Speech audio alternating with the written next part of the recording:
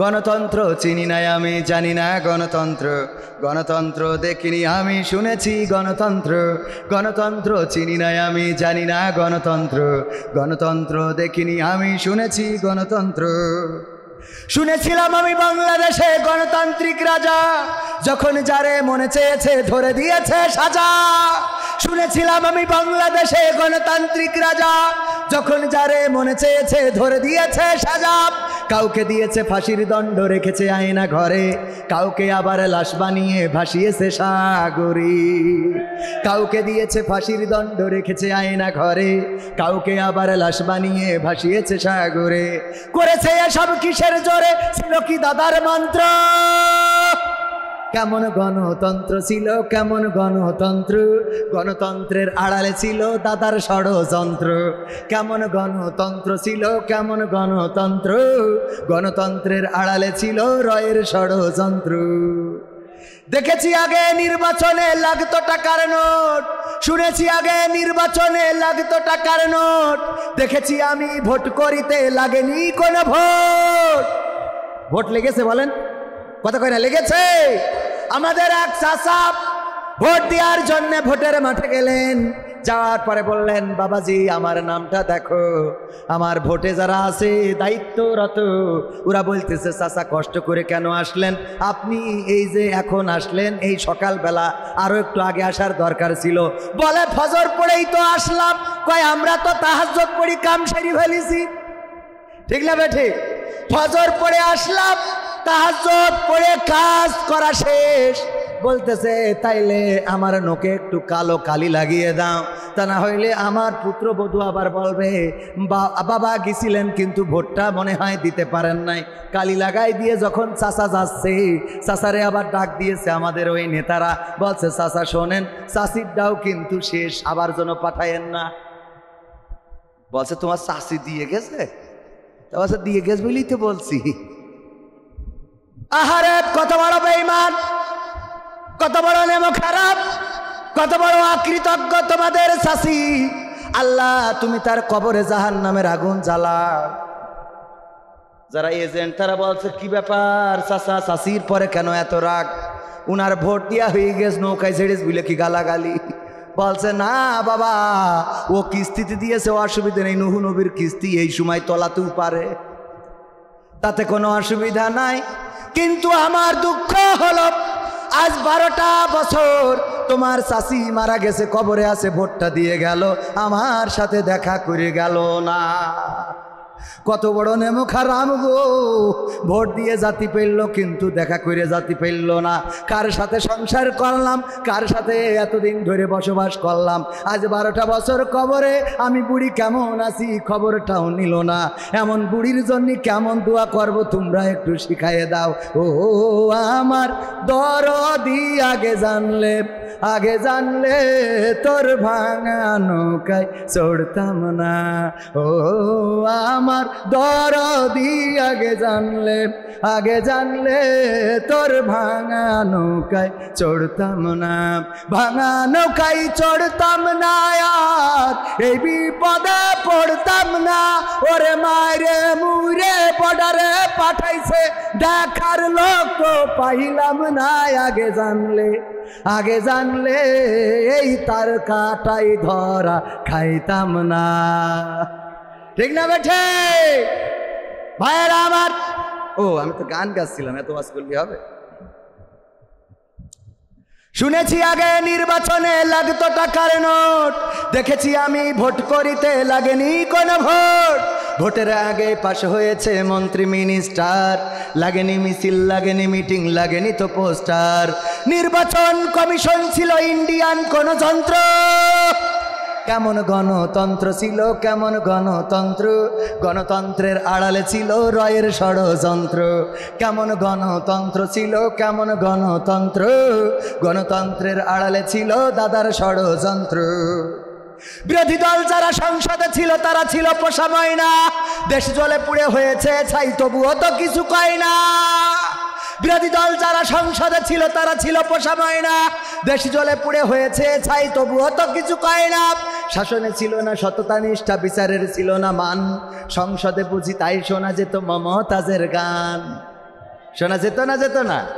আরে কত তেল, সংসদে কত গান শোনায়েছে, আর আমার মাননীয় সাবেক প্রধানমন্ত্রী জননেত্রী চলে গেল, তোর মনের তো একটা দুঃখীর গান গাওয়ার দরকার ছিল না অন্তত? কথা কয় না? মনির খান অঞ্জনা চলে গেছে, তা কয়খান ক্যাসেট করিছে? কথা কয় না? কয়খান ক্যাসেট করিছে এক অঞ্জনার জন্য। আর শেখ হাসিনা চলে গেল, এত শিল্পী যারা সংসদে পর্যন্ত গান গায়, ওরা অন্তত একটা গান করত, তাও তো মনের বুঝ দিতে পারতাম যে মমতাজ অন্তত একটা গান গেয়েছে যে আমার সোনার ময়না পাখি কোন বাদোষে দাদার দেশে গো আমরা কেমনে থাকি রে আমার সোনার ময়না পাখি। এটা গাওয়া যেত না? কথা কয় না? গাওয়া যেত না? পাকামো তেল মারো খালি। আর প্রধানমন্ত্রী আল্লাহ এত বেরেন, এই তেলগুলো বুঝতে পারি। আমরা যে তার শুভাকাঙ্ক্ষী, কত দোয়া করেছি আল্লাহ নেখায়াত দাও। কথা কয় না? শেখ হাসিনা জন্য দোয়া করতে করতে আমাদের এক হুজুর ডাইরেক্ট আরবি দিয়ে দোয়া করলো, বলছে রব্বানা আতিনা ফিদ দুনিয়া হাসিনা। আরবি দিয়ে পর্যন্ত দোয়া করতে দিলে,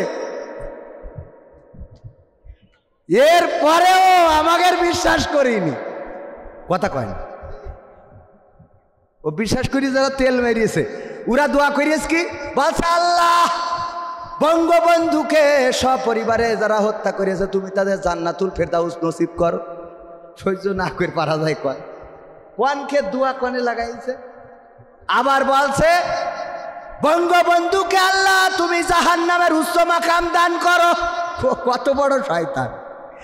আমার মিজাজ এত খারাপ হয়েছে, ওই সময় মনে হইলো যা জামাত ইসলাম ছেড়ে দিয়ে এখন অন্তত দোয়া করার জন্য হলো আমলিক কর, কারণ জাহান্নামের উচ্চ মাকাম চাবি তুই পাকাবো পাইছিস। বেয়াদব কোথাকার! কত বড় শয়তানের শয়তান! আর এইসব লোকগুলো ডানি ভাই, আর আমাদের জেলখানায় পুরিতে। আমরা যারা তার ভালো চাই, আমরা বলেছি আমাদের মুখ বন্ধ করার জন্য কিচ্ছু করা লাগবে না। আপনি জেলখানায় খামাখা সরকারের টাকা দিয়ে ভাত খাওয়াবেন কেন? আপনি খামাখা ফাঁসির কাষ্ট বানায়ে ওই জল্লাদ শাহজাহানের নিয়ে ফাঁসি দেবেন কেন? আপনি খামাখা মিজানুর রহমান আজহারির দেশতে তাড়াই দেবে কেন? মামুনুল হকের ধরে রাখতে হবে কেন? আমির হামজার জেলে ভর্তি হবে কেন? সাইদির ইনজেকশন দিতে হবে কেন? মুজাহিদির ফাঁসিতে ঝুলাতে হবে কেন? কাদের মোল্লার ফাঁসিতে ঝুলাতে হবে কেন? আলেম উলামার নামে মামলা দিতে হবে কেন? কবরে যারা আছে ওদের নামে কেস দিতে হবে কেন? এত কষ্ট কিচ্ছু করা লাগবে না, খালি একটা কাজ করতে হবে। একটা কাজ। কয়টা কাজ? কয়টা কাজ? সহজ জিনিসটা বোঝে না। কি কাজ? আমি বললাম বাংলাদেশের সংসদে কোরআনের আইন কায়েম করে দেন, হুজুরা যদি চুপ না থাকে আমি বুঝে দেবো। কথা কয় না? বাংলাদেশের সংসদে কোরআনের আইন কায়েম করে দেন, যদি মামুনুল হক, আমির হামজা, মিজানুর রহমান আজহারি, সাইদিন নাতিপুতি, তার ওয়ারেসরা, কবির বিন সামাদরা, মিজানুর রহমান ডাক্তাররা, আব্দুল হাই সিদ্দিকিরা যদি চুপ না থাকে আমি বুঝে দেবো, আমার ফাঁসি দিয়ে নইতে। কথা কয় না? চাপাই নবাবগঞ্জে গেছি, একজন চির করতেছে, হুজুর এই স্টার জলসা সিনেমা দেখা কি জায়েজ আছে? সহ্য না করে পারবেন কি? শয়তানের তো অভাব নেই। আমি বললাম যে আছে। ঠিক বলেছি তো? কয় না, বোঝেও না। একদম ডাইরেক্ট কুরআন হাদিস থেকে উত্তর দিয়ে দিচ্ছি পাগল। বললাম যে আছে মানে কি ডবল ঠিক, আপনার জন্য জায়েজ। তবে যদি মানসিকভাবে আপনার নিয়ত থাকে যে আপনি জাহান্নামে যেতে চান, তাহলে জায়েজ না হারাম? আপনার নিয়তি হইলে জাহান্নামে যাবেন, তাই স্টার জলসা দেখবেন না, তো কি আপনি পিস টিভি দেখবেন? কথা কয় না? আপনার নিয়ত যদি হয় জাহান্নামে যাওয়ার, তাইলে আপনি স্টার জলসা কেন, ওর সাথে আরো যা আছে লাল নীল বেগুনি সব দেখেন। আর যদি আপনার নিয়ত হয় জান্নাতে যাওয়ার, তাহলে স্টার জলসা দেখা তো দূরের কথা, বরং কি করে বন্ধ করা যাবে সেই চিন্তাটাই করা লাগবে। স্টার জলসা জি সিনেমায় বলবো, ও এই গানটা তো এখনো শেষ করিনি। বিরোধী দল যারা সংসদে ছিল তারা ছিল পোষা ময়না, দেশ জলে পুড়ে হয়েছে ছাই তবুও তো কিছু কয় না। শাসনে ছিল না সততা নিষ্ঠা, বিচারের ছিল না মান, সংসদে বুঝি তাই শোনা যেত মমতাজের গান। বিরোধী দল নাই, ওটা তো ছিল ডিজিটাল ষড়যন্ত্র। কেমন গণতন্ত্র ছিল, কেমন গণতন্ত্র, গণতন্ত্রের আড়ালে ছিল দাদার ষড়যন্ত্র। কেমন গণতন্ত্র ছিল, কেমন গণতন্ত্র, গণতন্ত্রের আড়ালে ছিল মোদির ষড়যন্ত্র। নায়েবে রাসূল কোরআনের পাখি বলতো মানুষ যারে, 13টি বছর সেই মানুষের রেখেছিল কারাগারে। নায়েবে রাসূল কোরআনের পাখি বলতো মানুষ যারে, 13টি বছর সেই মানুষের রেখেছিল কারাগারে। কোরআনের কথা বলতে গেলেই করতো গ্রেফতার, ইসলামী বই কোরআন হাদিস করতো যে উদ্ধার। ওসবে নাকি থাকতো লেখা নাশকতার মন্ত্র। কেমন গণতন্ত্র ছিল, কেমন গণতন্ত্র, গণতন্ত্রের আড়ালে ছিল দাদার ষড়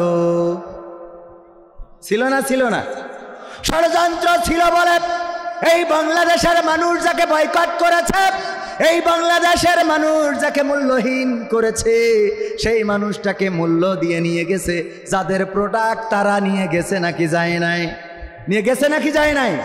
এই বাংলাদেশে তাদের যত প্রেতাত্মা আছে স্পষ্ট করে বলে দিতে চাই, এই বাংলাদেশের জমিন শাহজালালের জমিন, এই বাংলাদেশের জমিন তিতুমিরের জমিন, এই রক্তে এই জমিনে রক্ত পড়েছে আবু সাঈদের, যে আবু সাঈদ বুক পেতে দিয়ে প্রমাণ করে দিয়েছে মুসলমানেরা বুক পেতে দিতে জানে, পিঠটা দেখাতে জানে। মুগ্ধ পানি বিতরণ করেছেন, পানি দিয়েছেন মানুষের কাছে। কার পানি লাগবে, শুধু পানি খাওয়াই তার নামটা মুগ্ধ, শুধু পানি খাওয়াই মুগ্ধ করে নাই, বরং রক্ত দিয়ে বাংলাদেশের মানুষকে মুগ্ধ করেছে নাকি করে নাই? বাংলাদেশের মানুষকে মুগ্ধ করে দিয়েছেন। ওগো আমার ভাইরা, আমরা যদি শপথ নিতে পারি, আল্লাহ রাব্বুল আলামিন আমাদের বলেছেন, সূরা সফে বলে দিয়েছেন, ইয়া আইয়ুহাল্লাযীনা আমানু হাল আদুল্লুকুম আলা তিজারাতিন তুনজিকুম মিন আযাবিন আলীম। আমার আল্লাহ বলছেন, ওগো ইমানদারেরা, ওগো ফুলতলাবাসীরা, ওগো দামোদরবাসীরা, তোমাদেরকে আমি কোনো একটা ব্যবসার সন্ধান দিয়ে দেব, যেই ব্যবসা করলে তোমরা কঠিন জাহান্নামের ভয়াবহ আযাব থেকে বেঁচে যাবে। তারপরে আবার পরের আয়াতে বলে দিলেন, তুমিনুনা বিল্লাহি ওয়া রাসূলিহি ওয়া তুজাহিদুনা ফি সাবিলিল্লাহ বিআমওয়ালিকুম ওয়া আনফুসিকুম যালিকুম খায়রুল লাকুম ইন কুনতুম তা'লামুন।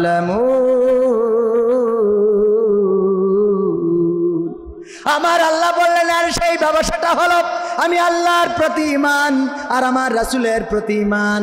আর আমি তোমাদের যে মাল দিলাম, তোমাদের যে জান দিলাম, সেই জান এবং মাল দিয়ে আমার রাস্তায় জিহাদ করতে হবে। কিসের জন্যে? কিসের জন্যে? আল্লাহর দিন কায়েমের জন্য। আল্লাহর দিন, এর আগের আয়াতে আল্লাহ রাব্বুল আলামিন রাসূলকে দিয়ে বলেছেন, হুয়াল্লাযী আরসালা রাসূলাহু বিল হুদা ওয়া দীনিল হাক্কি লিইয়ুযহিরাহু আলাদ দীনি কুল্লিহি ওয়ালাউ কারিহাল মুশরিকুন। আল্লাহ রাব্বুল আলামিন বললেন, আমি রাসূলকে হেদায়েত এবং দিনে হক সত্য দিন সহকারে পাঠালাম, যাতে তিনি সব দিনের উপরে আমি আল্লাহর দিনকে বিজয়ী করে দেখান। সবাই জোরে জোরে বলেন সুবহানাল্লাহ। হুজুর, মহিলাদের বেপরদা সম্পর্কে কিছু বলবেন। আমি বললি ওরা শুনবে? যারা স্বামী তারা সোজা করতে পারছে না, আমি ওয়াজ করলে সোজা হবে? সোজা হবে? মহিলাদের পর্দা করার আগে পুরুষের পর্দার দরকার আছে না নাই? রাত 12টা পর্যন্ত স্টার জলসা জি সিনেমা দেখবেন, আর আপনি বাড়ি যেয়ে আয়েশা খুঁজবেন, ফাতেমা খুঁজবেন, হাজেরা খুঁজবেন, এইটা কখনো হইতে পারে? ফজরের সময় আপনার ঘুম ভাঙে না, ফজরের সময় আপনার ঘুমটা ভাঙে না, জহরের সময় আপনার মসজিদে পাওয়া যায় না, আসরের সময়, জহরের সময়, আসরের সময়, মাগরিবের সময়, ইশার সময় মসজিদে পাওয়া যায় না, চায়ের দোকানে 5 ওয়াক্ত আছে না নাই? যে সারাটা দিন চায়ের দোকানে থাকে সে যদি আবার তাপসী রাবিয়া বসরিকে খোঁজে, বলেন দেখি পাওয়া যাবে নাকি? পাওয়া যাবে? সুতরাং আপনি আগে নামাজি হন, আপনি আগে পর্দানশীল হন, আপনি আগে নিজের চরিত্র হেফাজত করেন, নিজের চোখটাকে হেফাজত করেন, আপনার স্ত্রীও দেখবেন অটোমেটিক ভালো হয়ে গেছি। আল্লাহ রাব্বুল আলামিন বলেছেন ওয়া করনা ফি বুই। আপনাদের মনে হয় কষ্ট হয়ে যাচ্ছে? কষ্ট হচ্ছে? দুই একজন নড়ানড়ি করতেছেন, উঠাউঠি করতেছেন, অনেকক্ষণ হয়ে গেছে, 12টা বাজতে গেছে, আর মাত্র 15 মিনিট থাকা যাবে ইনশাআল্লাহ? থাকা যাবে? সবাই এইখানে থাকতে পারবে? সবাইকে এখানে আল্লাহ রাখবে? ও কথা কয় না, রাখবে? বলছে বেহেশতে যাবি, কিডা কিডা হাত উঁচু কর। সবাই হাত উঁচু করেছে ফজা বাদে। স্যার বলছে ফজা তুই যাবি না? তা বলছে আমার বাড়ি যেয়ে ছাগল খাওয়াতে যাইতে। বলছে তোর আল্লাহ বেহেশতে রাখতো না, শয়তান কোথায়। তো এই জন্যে এই মাহফিলে এতক্ষণ থাকলেন। মাইক তো ওই বারবার বাড়ি দিচ্ছে, আমারও কথা বলতে অসুবিধা হচ্ছে। মাইক ভালো, খারাপ বলবো না, কারণ খারাপ বললে আবার আমার কাঠি খুলার ভয়। পাবনায় এক জায়গায় একটু মাইক খারাপ বলেছি, ও বন্ধ করে থি বলছে এবার অস্কার। এই জন্য ওই দিনটা চিন্তা করেছি আর কোনো খারাপই বলবো না, যা সব ভালো। ঠিক আছে না? আল্লাহ রাব্বুল আলামিন বলছেন ওয়া করনা ফি বুয়ুতিকুন্না ওয়ালা তাবাররাজনা তাবাররুজাল জাহিলিয়াতিল উলা। ওগো নারীরা পর্দার মধ্যে থাকো, জাহেলি যুগের মেয়েদের মতো সেজে গুজে নিজেদেরকে প্রদর্শন করে বেড়ায়ও না। আর এখনকার মা বোনেরা বলছে আল্লাহ তোমার কথাও মানলাম আবার শয়তানের কথাও মানলাম। কেমন করে মানলো? আমি পিকনিকে এসেছি গিলে তলায় ডাক্তারের আমন্ত্রণে, আমি আসতে যেয়ে আসার কথা ছিল 10 জন, নিয়ে এসেছি 20 জন। ডাক্তার বলল অসুবিধে নেই, আয়োজন 10 জনের হইলেও মুড়ি আছে, আরো 10 জন খাইতে পারবে, তবে শর্ত হলো মুড়ি যারা খাবে ওরা ভাত খাতে পারবে না, আর ভাত যারা খাবে ওরা মুড়ি খাতে পারবে না। পয়লা আমার জিজ্ঞেস করছে যে আপনি মুড়ি খাবেন নাকি ভাত খাবেন? আমি বলছি আমি মুড়ি খেয়েই তারপর ভাত খাবো। মুড়ি খেয়ে তারপরে, তার মানে দুইটাই। আমার মা বোনদের আল্লাহ বললেন পর্দার মধ্যে থাকো, জাহেলি যুগের মেয়েদের মতো লিপস্টিক মেরে নখ পালিশ হাতে দিয়ে এই কপালে টিপ পরে তারপরে ভুরুটা কাটিং করে এই ভুরুর পরে আবার আরো একটা এক্সট্রা ভুরু লাগায়। কথা কয় না? এক্সট্রা ভুরু আছে না নাই? কিনতে পাওয়া যায়, ওইটা লাগায়। আল্লাহর দেওয়া নখ পছন্দ হয় না, নখের পরে আবার এক্সট্রা নখ। হ্যাঁ হুজুর জানে এক্সট্রা নখ আছে না নাই? এমন মেকআপ করে আলকাতরা সুন্দরী হয়ে যায় পরিমণি। ওরে বাবা, এখনকার যুবকরা চালাক আছে, আগে ওই দেখে পাগল হয়ে যেত, আর পাগল হয়ে যাওয়ার পরে ওই দেখে প্রেম করে বিয়ে করে যখন বাড়িতে নিয়ে যেত, যাওয়ার পরে এইবার 1 বছরের পরে মেকআপ ধুয়ে গেল রে, সকালবেলায় বলে আব্বা আইডাস হবে না রে। ঠিক না বেঠে? আগের সময় এইগুলো ঘটেছে, তবে এখনকার যুবকরা খুবই ট্যালেন্ট। ওরা চেহারা দেখার আগে আগে পার দিকে তাকায়, কারণ পার এই তো আর মেকআপ করে না। যদি পার রং আর চেহারার রঙের মধ্যে ডিফারেন্স হয় তাইলে বলে আসসালামু আলাইকুম বিআইশা। কে কথা কয় না? এখন চালাক আছে না নাই? আজকালকের ছেলেরা বই নিয়ে আর বসে না, ও বাবা মোবাইলে সার্চ করিয়া পড়ে। ওরে কালের মেয়েরা কোরআন হাদিস ধরে না, এখনকার মা বোনেরা কোরআন হাদিস পড়ে না, ও আল্লাহ টিকটকে ভিডিও ওরা করে। কথা কয় না? করে না, করে না। আগের সময় যখন মেয়ে দেখতে যেত বলতো মাগো কোরআন পড়তে পারো কিনা, কোরআন পড়তে পারো কিনা, সূরা ইয়াসিন মুখস্থ আছে কিনা, আয়াতুল কুরসি কোন সূরায় আছে হবে কিনা, দুরূদ ইব্রাহিমটা পড়ো, আয়াতুল কুরসিটা পড়ো, দুআয়ে কুনুতটা পড়ো। আর এখন যে বলে মাগো তোমার টিকটক আইডিতে ফলোয়ার কত? সুবহানাল্লাহ। কি হবে? বলে না, বলে না। ফেসবুকে ফ্রেন্ডস কত, ফলোয়ার্স কত? ফেসবুকটা কি প্রফেশনাল মুডে নিয়েছেন? আর্নিং কি হয় কি কব? এখন আর কোরআন ধরে না, কোরআন পড়ে না, পড়তেও বলে না, দরকারও হয় না। এই কোরআনটা, যেই কোরআন আসলো মানুষের মুক্তির জন্য, শান্তির জন্য, আমার মা বোনেরাও কোরআন মানতে চায় না। সকালবেলায় আগে যদি মসজিদ থেকে বাড়িতে যাওয়ার সময় গুনগুন করে মা বোনদের কোরআন তেলাওয়াতের আওয়াজ শোনা যেত, আমার